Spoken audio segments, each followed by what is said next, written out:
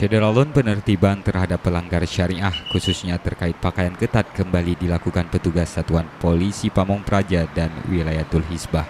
Kamis siang penertiban dilakukan bagi para pengendara sepeda motor, tepatnya di depan Taman Budaya Banda Aceh. Petugas memberhentikan sejumlah pengendara sepeda motor yang menggunakan pakaian ketat dan celana pendek.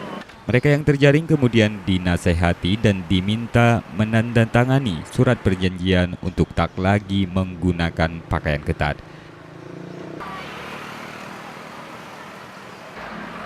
Dari Banda Aceh, Muhammad Ansar, Serambi On TV.